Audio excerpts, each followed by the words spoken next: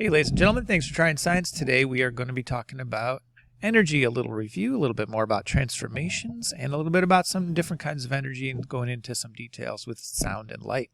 Hey, don't forget your energy quiz is in Schoology. You've got 3 attempts. Let's complete it by Wednesday. Don't forget that project. We've got our project due Friday, and final essay due the Friday after that. If you have any concerns or questions, please check Schoology for directions or give me a message. Today we're going to be talking about different types of energy. Can one form change into another? Let's take a quick look and see how that could happen. Here are some examples of how energy changes form. You're probably aware that when you flip a light switch, the light bulb changes electrical energy into light or radiant energy. But it also generates heat, which is called thermal energy. How about when you play sports? Does energy change form? Yes, it does. Take, for example, hitting a baseball. The motion of the bat is kinetic energy. When the bat makes contact with the ball, the two objects hitting each other make a crack, which is sound energy. Energy changes form when we shoot an arrow from a bow. When an arrow is drawn in a bow, both the arrow and the bowstring have potential energy. When we release the bowstring, the energy changes to kinetic energy as the arrow and string shoot forward. In addition, some of the energy changes to sound energy as the bowstring twangs. When we make electricity, energy changes form repeatedly. Fuel, which is chemical energy, is burned to produce heat energy. The heat rises and turns a big fan blade called a turbine. The rising heat and turning blade are kinetic energy. The turbine spins a big coil of wire around a strong magnet to make electricity or electrical energy. You will review more about electrical energy in the lesson entitled Forms of Energy, Electricity. Now take a moment to complete another activity.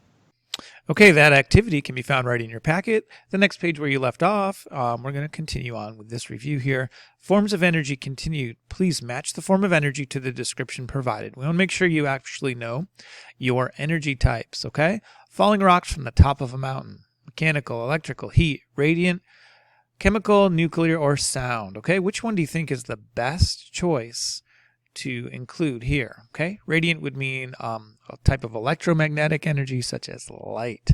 All right, go ahead, pause the video, fill them in, and we'll review the answers. All right, here's our first initial look at these answers. Let's see how you did. Falling rocks, that's movement. Okay, that's kinetic energy. Kinetic plus potential is mechanical. So I'm going to go with A. Releasing energy from the sun. Now the sun is a big nuclear, right, fission machine. It's combining 2 hydrogen atoms to make helium. It's nuclear energy. Releasing energy from food after it's eaten.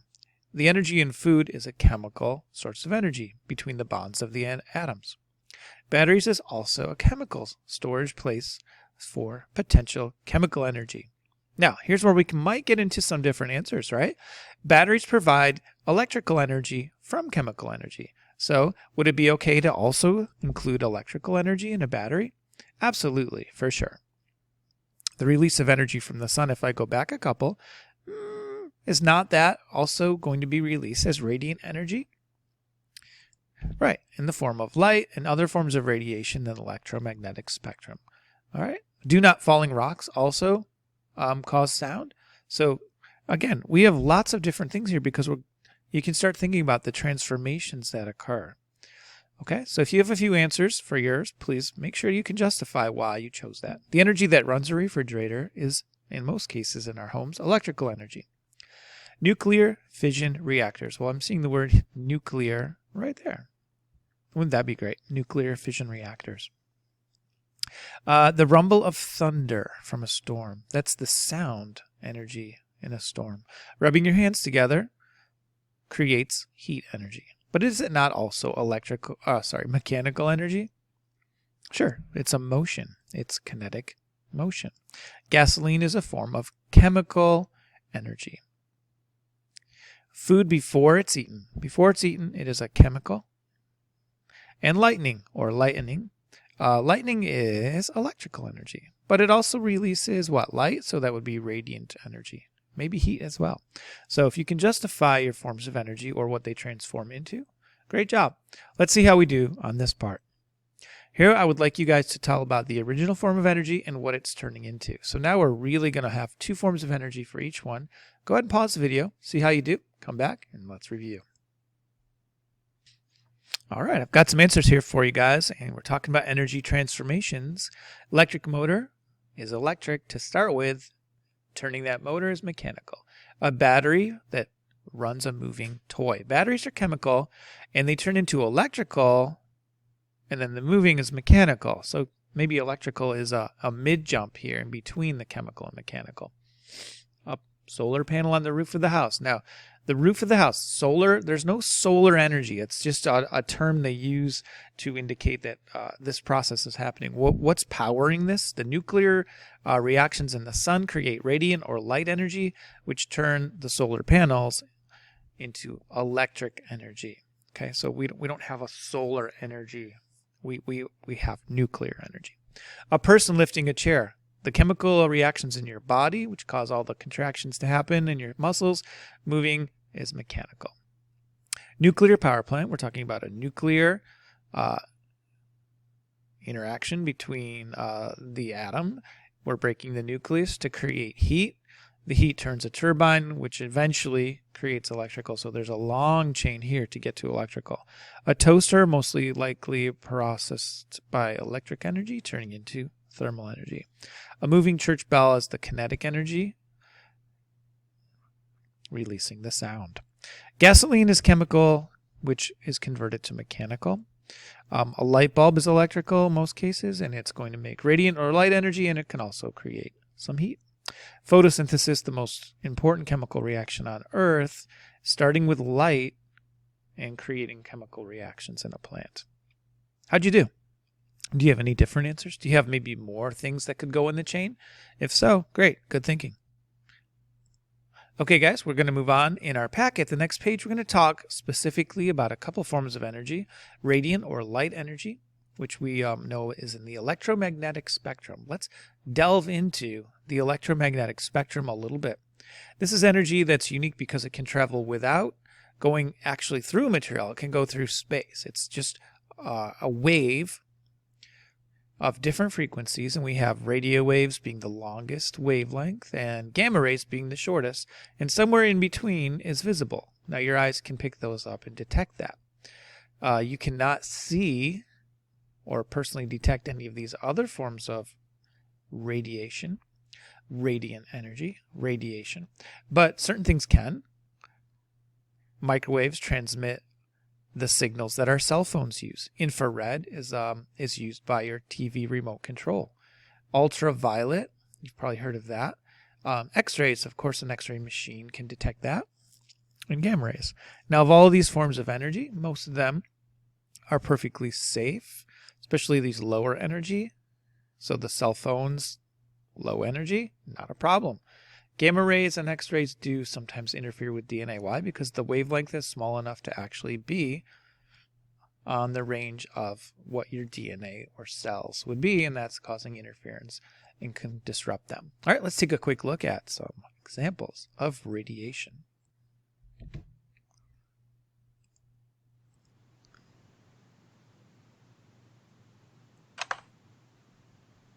Chicken mushroom. Dear Tim and Moby, what is the electromagnetic spectrum? Signed, Winston. The electromagnetic spectrum is just the name for a bunch of types of radiation, organized by the amounts of energy they carry. No, it doesn't have to be from radioactive material like plutonium necessarily. Radiation is any movement of energy through space. You can think of this radiation as a wave made up of moving electrical and magnetic fields, or you can think of it as a stream of particles called photons. EM radiation is kind of indecisive. Sometimes it behaves like a wave, sometimes like particles. Starting with the lowest energy level, the 7 types of EM radiation are radio waves, microwaves, infrared light, visible light, ultraviolet light, X-rays, and gamma rays. Radio waves are used to transmit radio and television signals. AM radio uses low energy waves, FM radio uses medium energy waves, and TV uses high energy waves.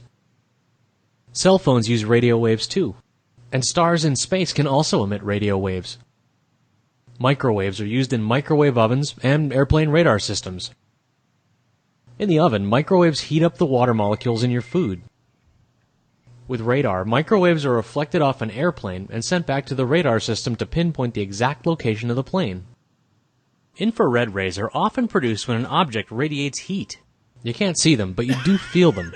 A remote control uses infrared rays to send signals to your TV set, stereo, or DVD player.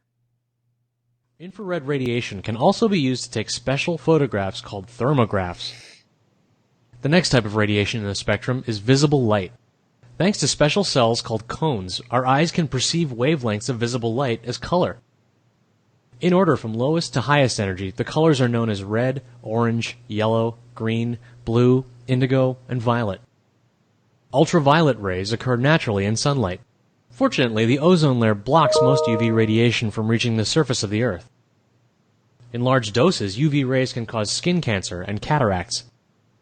X-rays have a very high penetrating power. That means they can travel easily through just about anything. Doctors use small doses of them to make pictures of your bones and organs and stuff. The X-rays travel more easily through flesh than bone. That's why shining X-rays through someone onto sensitive film can make an image of your insides. Gamma rays are the most energetic waves in the EM spectrum. Most gamma rays coming from space are absorbed by our atmosphere. But gamma rays are also produced on Earth in high-energy reactions, such as nuclear explosions. Gamma rays do a lot of damage when they pass through living cells. Where does the radiation come from? Well, all matter is made up of atoms, and each atom is made up of protons, neutrons, and electrons. Electrons orbit around the proton and neutron nucleus at different levels, or shells, depending on how much energy they have.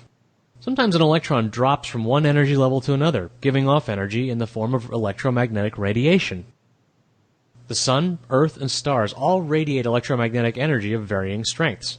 All electromagnetic radiation moves through the universe at a constant speed of 300,000 kilometers per second. EM radiation can even travel through the empty vacuum of outer space. The higher the energy of the wave, the more stuff it tends to pass through.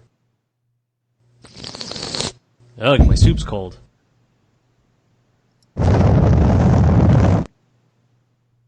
Thanks. I was kind of afraid you were going to nuke it. No, I meant literally.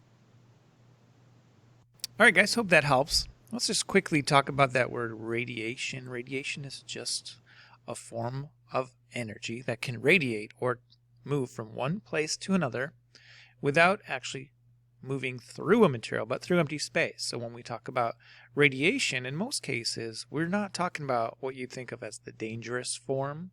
We're just talking about light, the movement of this energy. And the sun creates all of this type of energy, and it's hitting the earth at all times.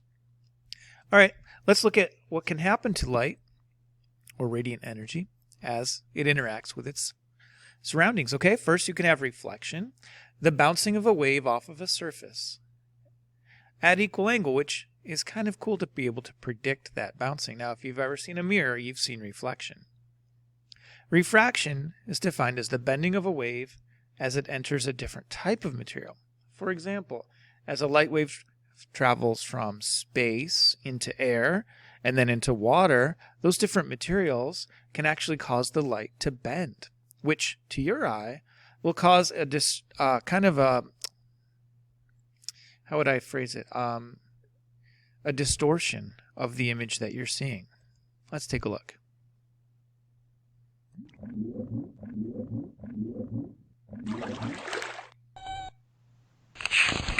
Dear Tim and Moby, I don't understand the difference between refraction and diffraction. Can you explain it to me?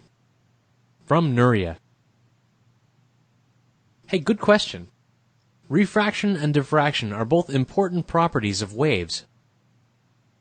Let's look at light for a minute. Light is a form of energy that zooms around as both waves and particles, or photons. Normally, light goes straight, minding its own business unless something gets in the way. But if it goes into a new material, like from air to water or glass, it bends. This bending is called refraction.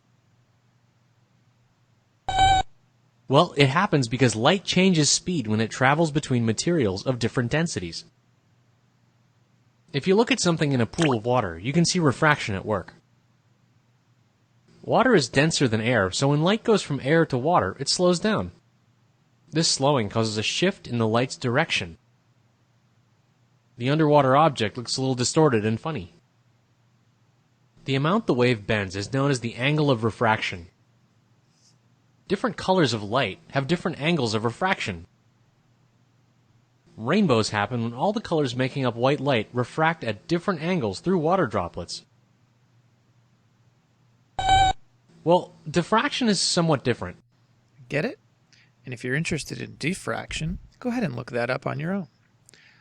What about this little quiz? What are you seeing here?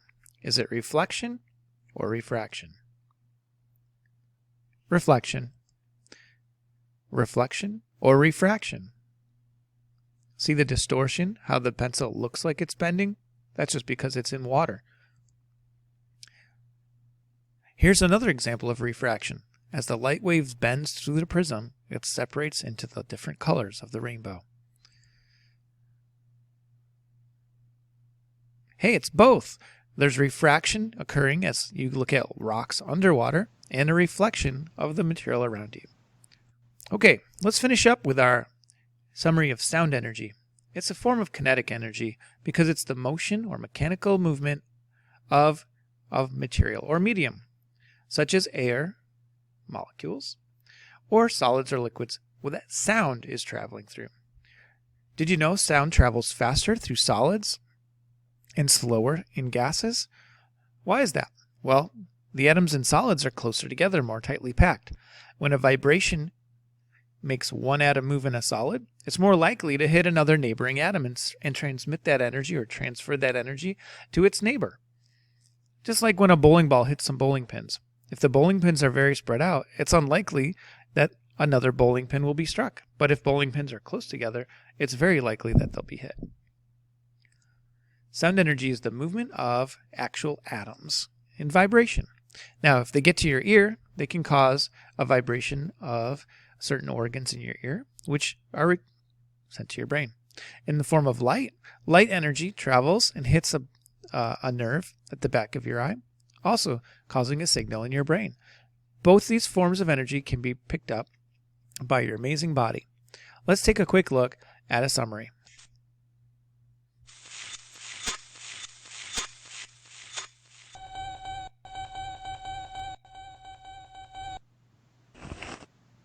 Dear Tim and Moby, are light waves, sound waves, and ocean waves all the same thing? From Danny. Well, all waves do the same basic thing, transfer energy from one place to another. But physicists divide waves into two basic kinds, mechanical and electromagnetic. Ocean waves, seismic waves, sound waves, and slinky waves are all mechanical waves because they need a medium to move through. Well, a medium is any kind of matter that's disturbed by energy.